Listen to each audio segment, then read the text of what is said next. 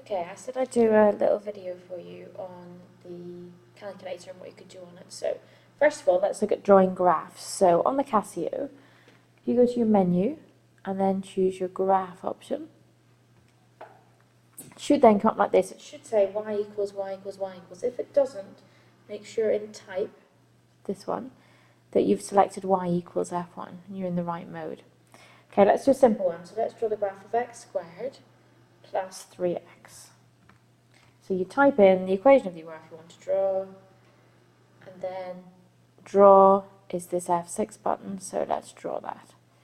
And that is our graph. Now if you want to change the window, if it doesn't look like this when you originally draw it, or you want to set where you want to go to, if you go to V window, you can then set, so I've got my X is set from -10 to 10, my Y is set from -6 to 13.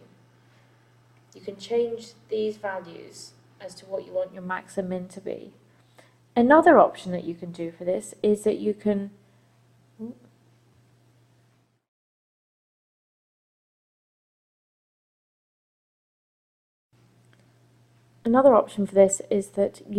just alter the zoom, and you can set it to auto zoom, and it will kind of find you something that looks good automatically with your scale. Let me just go back and change. So I'm still -10 to 10, and let's just change to look like this. So that's how you draw the graph. You can then kind of look at what you can do with these values. So the one that we mostly use is this G-solve. So G-solve, if you press it, will give you these sort of options. So root. So this root will find the values of x when y equals 0. So where your graph crosses the x-axis. So we can say root, so that crosses the x-axis at 0, -3. And then to get the next one, just press across, and it'll stroke across and give you that the next one's 0, 0. That will also give you the maximum point. On this graph we don't have a maximum, but it will also give you the minimum. On this graph we do have a minimum. So if you press minimum, it will tell you that that minimum turning point is at -1.5 and -2.25. It will also give you the y-intercept. That's where it crosses the y-axis. We know that's 0, 0. It will give you an intersection, so that's if you've drawn two graphs, you can find where they both meet or where they cross. And then for this one, you can do the y-cal, so that will find a y value when x equals something. So you can say, I want to find y when x equals 1. And it will tell you that when x equals 1, y equals 4 for this graph.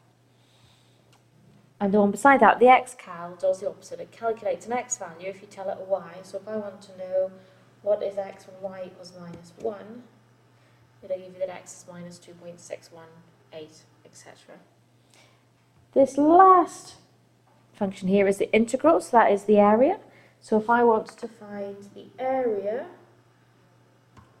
and let's say I want to go from my lower bound, let's go from -2 up to 0.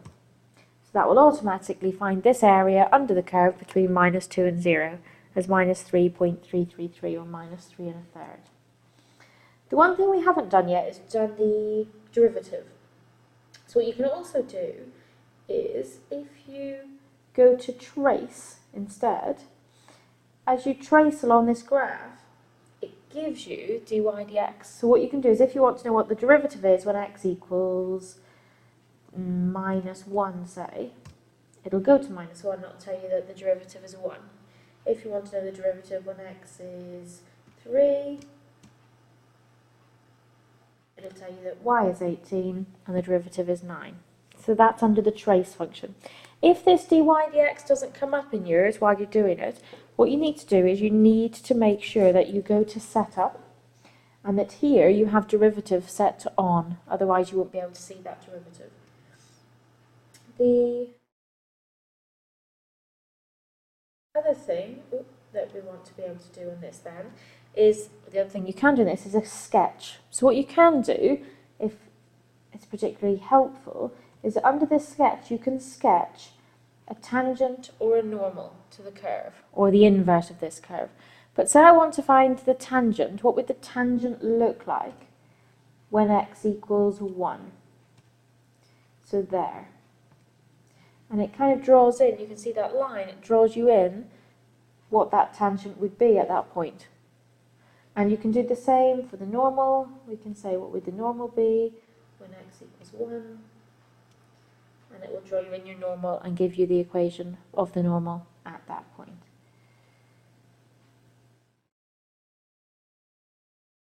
Just go back to our graph.